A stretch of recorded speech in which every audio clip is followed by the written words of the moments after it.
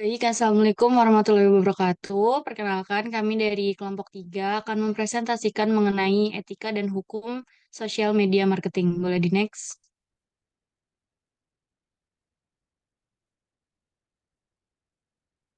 Untuk anggota kelompok dari kelompok 3, yang pertama ada Andrianto Permana, lalu yang kedua ada Islamia Hasaina Zulfa, yang ketiga Meisal Selvian Ningrum, yang keempat ada Muhammad Iqbal Rashad, yang kelima ada Nabila Rizky Tarindu, yang keenam ada Nadia Aulia Sukmawati, ketujuh ada saya sendiri, Novita Bit Indriani, yang kedelapan ada Rizka Amalia, dan yang kesembilan ada Sofia Nurul Azizah.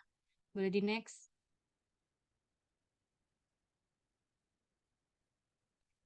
Nah, untuk pembahasan pertama akan dijelaskan oleh rekan saya. Oke, thank you Navita. Jadi pertama ini kita akan membahas tentang pengertian prinsip dari etika sosial media marketing. Boleh di next?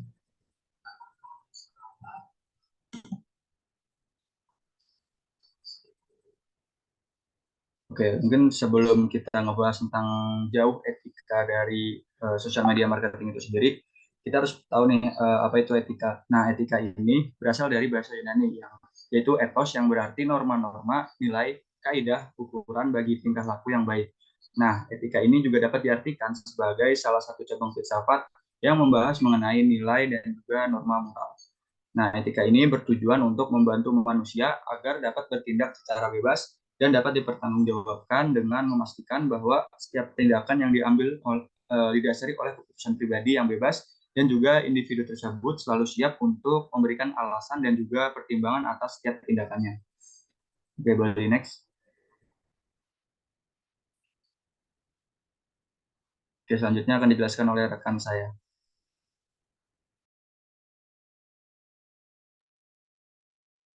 Baik, terima kasih Andre. Selanjutnya di sini saya akan menjelaskan tentang sosial media marketing,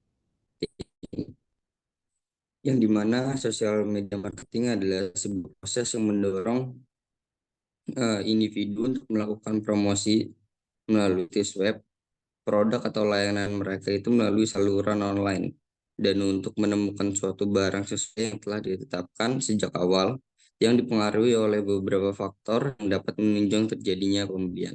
Next.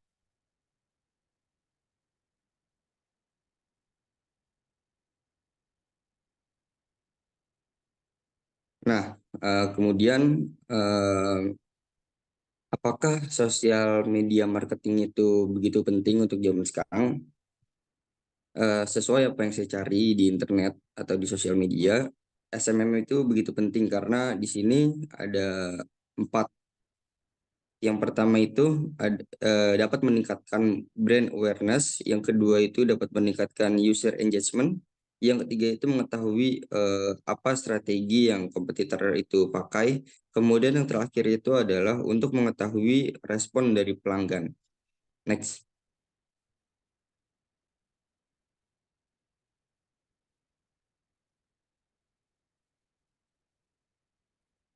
Next.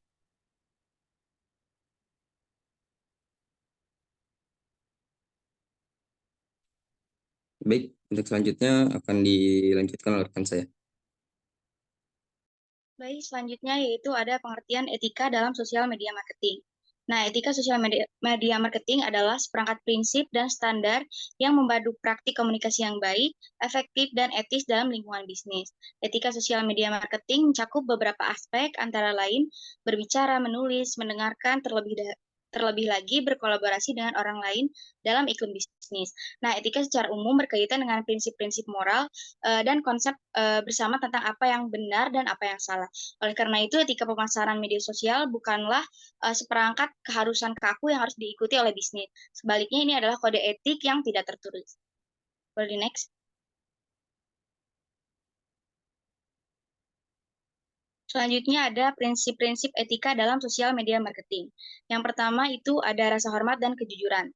Nah, dalam komunikasi bisnis, penting untuk menghormati kejujuran dan integritas, menghindari penipuan, manipulasi, atau penyembunyian informasi yang relevan adalah prinsip yang harus diikuti. Kemudian yang kedua yaitu ada keterbukaan. Nah, keterbukaan dalam komunikasi baik dengan rekan kerja maupun klien ataupun orang lain terlibat dalam bisnis harus transparansi atau transfer informasi, dan tujuan bisnis penting untuk membangun kepercayaan. Kemudian selanjutnya yaitu ada menghormati keragaman. Nah, ada budaya, nilai, dan latar belakang komunikasi korporat yang berbeda-beda. Hormati keragaman dan hindari diskriminasi atau perlakuan tidak adil. Kemudian yang keempat yaitu ada empati. Nah, empati di sini adalah kapasitas untuk mendengarkan dan mencari tahu perspektif orang lain. Nah, perlakukan orang lain dengan ketakutan dan pikiran tentang kebutuhan dan sudut pandang mereka. Kemudian yang kelima yaitu ada penggunaan teknologi komunikasi yang tepat.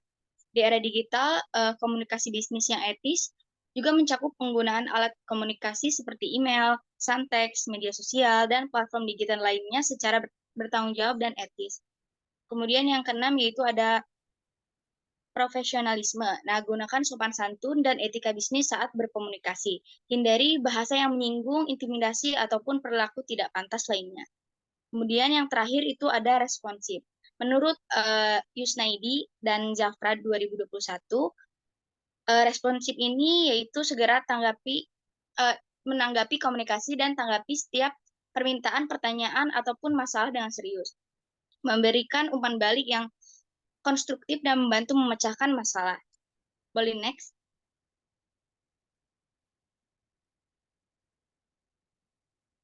Baik, selanjutnya akan dijelaskan oleh rekan saya.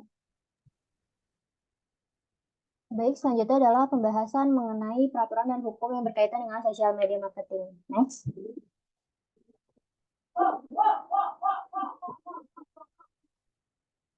Berdasarkan apa yang sudah dijelaskan, social media marketing ini memberikan kemudahan bagi para pelaku usaha dalam mempromosikan produk mereka dengan mendapat jangkauan audiens mereka yang lebih luas. Jadi, di dalam social media marketing ini sebagian besar adalah aktivitas pemasaran berupa periklanan media yang juga melalui kerjasama dengan influencer. Nah, dari hal tersebut, para pelaku usaha menjadi penghubung antara konsumen dengan kebutuhan mereka melalui iklan atau aktivitas yang dilakukan di sosial media. Sehingga hubungan dengan konsumen ini cukup penting dan jangan sampai adanya ketidakadilan ataupun kerugian. Sehingga untuk menjaga hubungan dan memelihara aktivitas pemasaran itu perlu adanya aturan dan hukum yang berkaitan dengan hal tersebut sebagai adanya tanggung jawab atau atas kerugian atau ketidakadilan tersebut.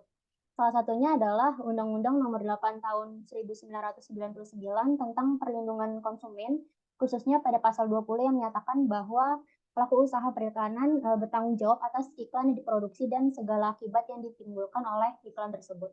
Next. Untuk selanjutnya dijelaskan oleh rekan saya. Baik, selanjutnya ada peraturan social media marketing. Boleh di next.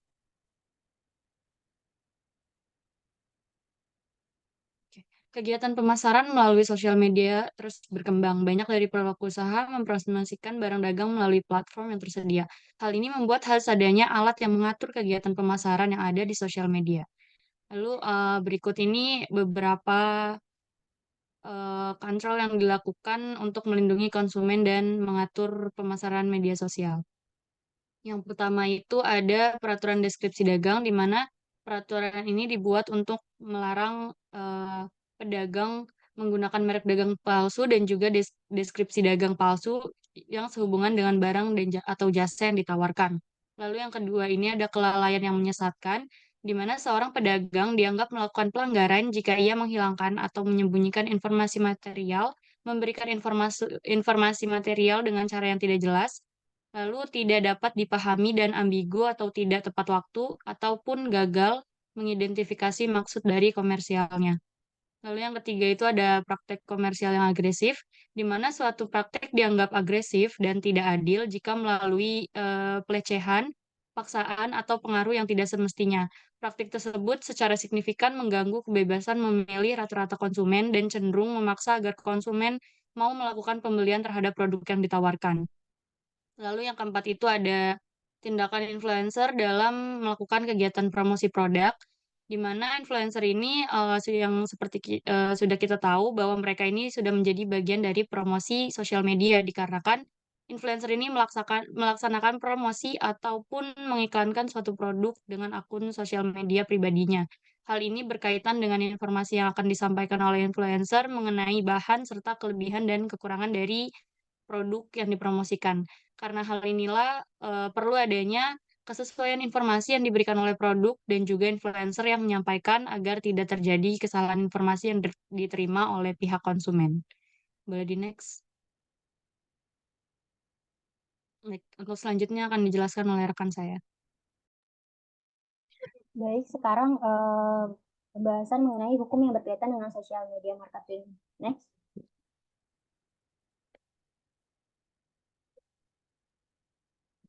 Jadi hingga sekarang belum ada peraturan perundang-undangan yang khusus mengatur pembuatan media periklanan dan penggunaan influencer. Tapi ada hukum positif di Indonesia secara sporadis mengenai iklan, juga ada aturan tata krama dan tata cara periklanan Indonesia yang dapat dikaitkan dengan sosial media marketing. Berikut adalah hukum serta aturan tata krama dan tata cara periklanan di Indonesia. Next. Selanjutnya ini adalah isi dari pasal 17 Undang-Undang Nomor 8 Tahun 1999 yang mengatur aktivitas yang tidak diperbolehkan pelaku usaha dalam pembuatan iklan, seperti pengelabuan, informasi yang tidak tepat, tidak adanya kesepakatan perizinan, dan adanya pelanggaran etika dan peraturan perundang-undangan dari iklan yang dibuat. Next. Selanjutnya ini adalah isi dari pasal 19 Undang-Undang Nomor 8 Tahun 1999 tentang perlindungan konsumen yang menyatakan bahwa pelaku usaha bertanggung jawab atas pencemaran, kerusakan, dan atau kerugian konsumen akibat mengkonsumsi barang yang diproduksi maupun dijual, serta diberikannya sanksi perdata atau pidana. Berikut isi dari masing-masing sanksinya. Next. Nah, tapi peraturan-peraturan dan sanksi tersebut hanya berlaku bagi pelaku usaha, tidak bagi influencer. Sehingga meskipun influencer ini berperan sebagai pengiklan produk dan memberi pengaruh yang besar, juga belum ada aturan khusus seperti batasan aktivitas influencer atau alasan mereka tidak mendapat sanksi. Sehingga dari aturan dan hukum tadi, sebagai penyaji iklan di sosial media perlu mengikuti aturan yang berlaku agar informasi yang terkandung dapat tersampaikan juga benar sebagai pilihan yang tepat oleh konsumen sehingga terhindar dari adanya kesalahan dan kerugian. Next. Untuk selanjutnya akan dijelaskan oleh rekan saya. Baik, selanjutnya ada resiko hukum sosial media marketing. Next. Sosial media marketing ini memainkan peran kunci dalam membangun pemasaran keterlibatan yang efektif. Engagement pemasaran di era sosial media ini memerlukan interaksi dua arah antara pelaku bisnis dan konsumen. Semakin erat perusahaan menjalin kerjasama dengan pelanggannya, maka semakin baik pula perusahaan tersebut dapat mengembangkan produk dan layanan yang akan diterima oleh pengguna. Hal ini membantu menciptakan kepercayaan di antara komunitas online. Nah, munculnya sosial media ini membantu pemasar meningkatkan boran komunikasi pemasaran yang ada. Para pembisnis juga mempromosikan produknya di sosial media. Namun, banyak juga para pembisnis yang menggunakan influencer untuk mempromosikan produknya dan menciptakan image yang positif terhadap produknya. Nah, sebuah bisnis ini berlomba-lomba berusaha untuk menjangkau basis konsumen internasional yang luas untuk promosi, interaksi langsung, peningkatan loyalitas, penjualan, dan pangsa pasar melalui media sosial. Dalam persaingan, untuk mendapatkan pemasaran media sosial yang menjanjikan ini, banyak perusahaan yang cenderung mengabaikan potensi resiko hukum dan tanggung jawab terkait. Perusahaan-perusahaan ini dapat dituntut karena mengumpulkan, menggunakan, dan menyalahgunakan informasi pribadi. Boleh next. Yang pertama itu ada pelanggaran privasi. Perlindungan data ini dinilai sangat penting karena setiap individu mempunyai hak untuk memutuskan kapan, bagaimana, dan sejauh mana informasinya ini dibagikan. Perlindungan data adalah tentang kepribadian manusia. Dengan melindungi privasi, maka independensi, martabat, dan integritas individu dapat terjaga dan terlindungi. Privasi ini dapat dilanggar ketika perusahaan mengumpulkan data pribadi, preferensi, dan perilaku pembelian dari pengguna, serta menggunakannya untuk menargetkan pengguna dengan aktivitas promosi. Aktivitas media sosial ini menghasilkan informasi pribadi dalam jumlah besar dan informasi tersebut dapat digunakan untuk membangun database konsumen. Tentu tentu saja hal ini menimbulkan kekhawatiran privasi bagi pengguna media sosial. Berikut ini terdapat beberapa hukum mengenai privasi pengguna, di antaranya yang pertama itu ada dalam pasal 17 ayat 1 huruf E Undang-Undang Nomor 8 KUN tahun 1999 tentang perlindungan konsumen yang berbunyi, pelaku usaha perikanan dilarang memproduksi iklan yang mengeksploitasi kejadian dan seseorang tanpa seizin yang berwenang atau persetujuan yang bersangkutan. Ketentuan tersebut mewajibkan perusahaan sosial media yang menampilkan target advertising yang dibuat berdasarkan profil pengguna yang didapat secara online untuk meminta persetujuan pengguna tersebut terlebih dahulu sebelum data dan informasi pribadinya digunakan.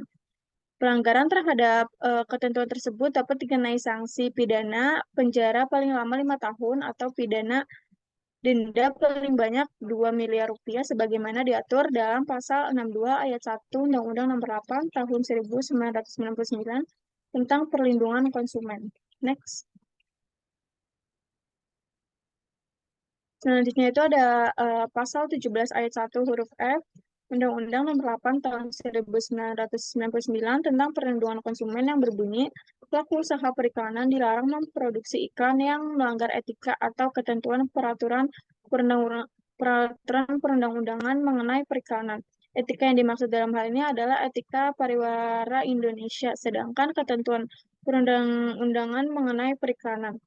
Jadi pelanggaran terhadap ketentuan tersebut dapat dipidana penjara paling lama 2 tahun atau pidana paling banyak 500 juta rupiah sebagaimana diatur dalam pasal 62 ayat 2 Undang-Undang Nomor 8 tahun 1999 tentang perlindungan konsumen. Next.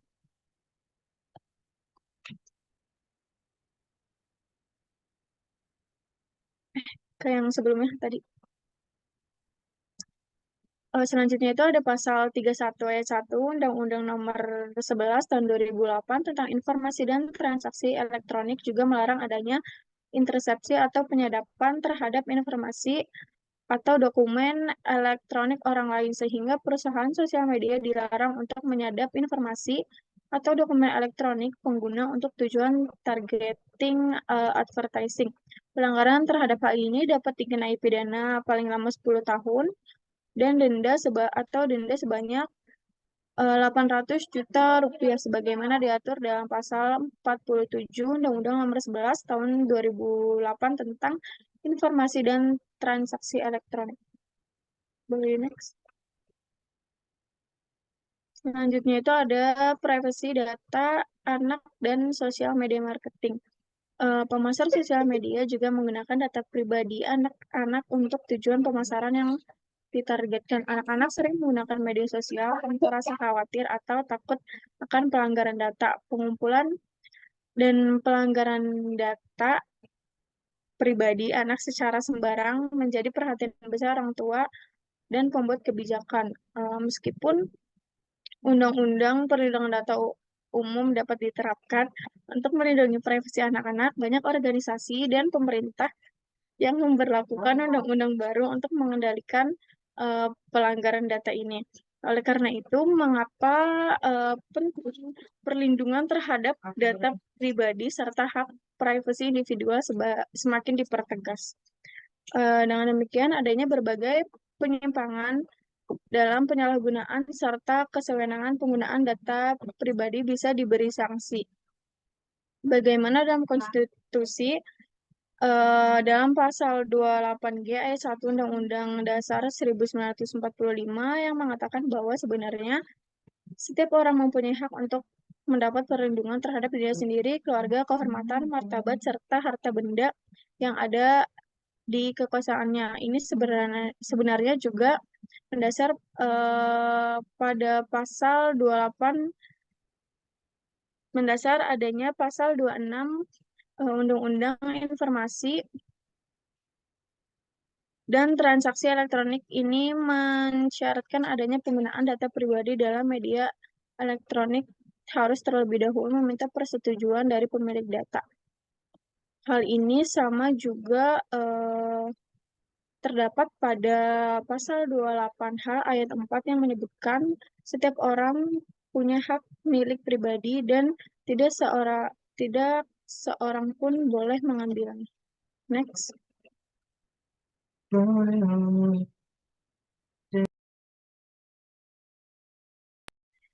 Selanjutnya itu ada pelanggaran dalam promosi sosial media. Media sosial menciptakan peluang periklanan tanpa batas bagi semua pengguna media sosial. Pasal Undang-Undang Komisi Perdagangan menyatakan bahwa praktik yang tidak adil atau menipu adalah ilegal. Undang-Undang Perlindungan Konsumen ini isinya adalah mengatur perilaku pelaku usaha dengan tujuan agar konsumen terlindungi. Iklan yang menyesatkan atau yang tidak sesuai dengan kebenarannya itu dapat merugikan konsumen, sehingga menimbulkan sengketa antara konsumen yang menuntut haknya terhadap pelaku usaha yang mengiklankan produk yang dijualnya. Dalam Undang-Undang Nomor 11 Tahun 2008 tentang Informasi dan Transaksi Elektronik yang kemudian diubah menjadi Undang-Undang Nomor 19 Tahun 2016, iklan yang menyesatkan atau informasi iklan yang tidak benar termasuk kejahatan, perbuatan curang atau yang lebih dikenal dengan istilah penipuan, lebih tegas dan diatur secara khusus dalam Undang-Undang ITE ini. Iklan bohong atau pemasaran palsu dapat dijerat hukum pidana serta sanksi.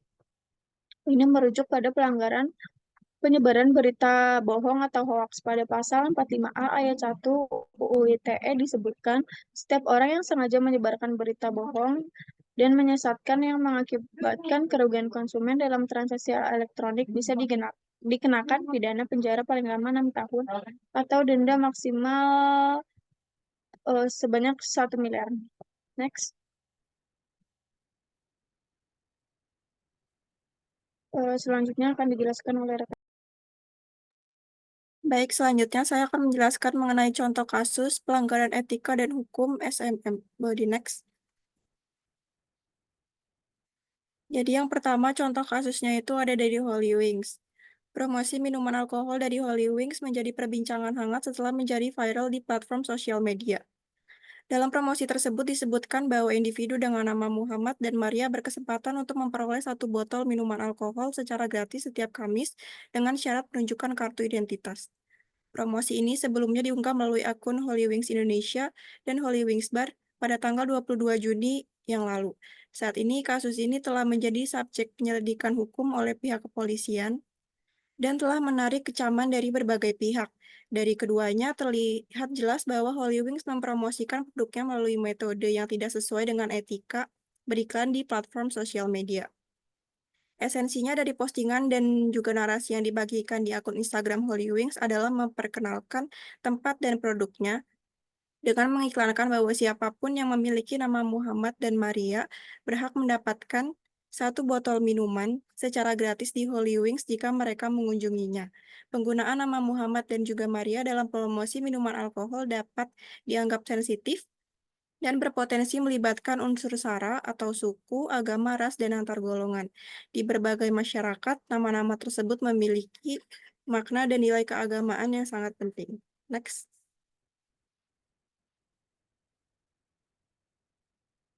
Selanjutnya akan dijelaskan oleh rekan saya. Baik, selanjutnya terkait dengan postingan dari Holy Wings Bar juga ini promosi produk melalui Instagram ini tidak sesuai dengan etika berikan di platform sosial media. Karena di mana iklan yang diposting tersebut juga merupakan illegal content karena mengiklankan produk minuman keras. Dan dalam EPI atau Etika Pariwara Indonesia ini disebutkan bahwa minuman keras yang tidak diproduksi di Indonesia tidak boleh diiklankan. Dan promosi alkohol di sosial media juga memiliki aturan tertentu yang harus dipatuhi untuk memastikan kepatuhan terhadap etika dan hukum. Karena Indonesia sendiri memiliki regulasi yang ketat terkait iklan alkohol, termasuk jenis pembatasan iklan kepada penonton yang tepat, serta persyaratan yang jelas terkait informasi kesehatan dan juga batasan usia.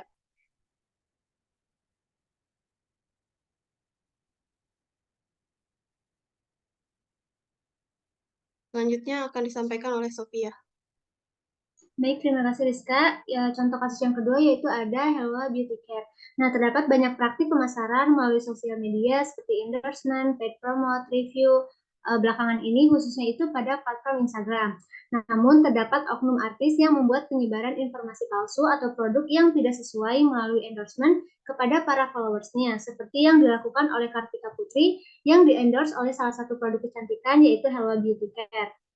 Yang kemudian pada bulan Agustus tahun 2020 ada Dr. Richard Reed yang memiliki kualifikasi di bidang kulit itu menguji lab terhadap produk Helwa yang direview oleh Kartika Putri dan dituangkan dalam video unggahannya di YouTube, di mana di video tersebut dinyatakan bahwa hasil lab produk tersebut menunjukkan produk tersebut mengandung bahan beracun dan berbahaya, yakni mengandung hidroquinon sebesar 5,7%, yang dimana ini tidak sesuai dengan yang diinformasikan oleh artis Kartika Putri, sehingga terjadinya kesalahpahaman antara masyarakat.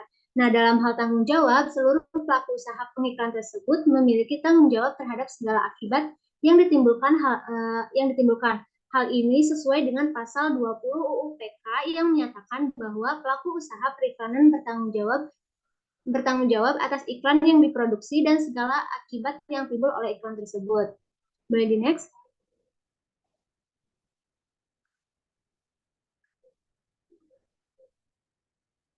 Nah, selain pasal tersebut, dalam kasus terjadinya penyebaran informasi palsu melalui endorsement di sosial media, hal ini melanggar pasal 1364 KUH Perdata yang isinya dia perbuatan melanggar hukum yang menimbulkan kerugian pada orang lain mewajibkan pembuat yang bersalah untuk mengganti kerugian. Nah, artis yang melakukan praktik endorsement produk kosmetik palsu atau ilegal memiliki potensi untuk dikenai dengan ketentuan pidana apabila konten yang ditayangkannya itu melanggar ketentuan-ketentuan hukum yang terdapat pada pasal 17 UU PK. Boleh next?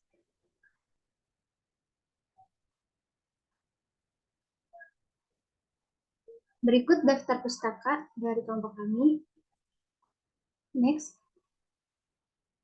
Sekian presentasi dari kelompok kami, kurang lebihnya mohon maaf. Wassalamualaikum warahmatullahi wabarakatuh.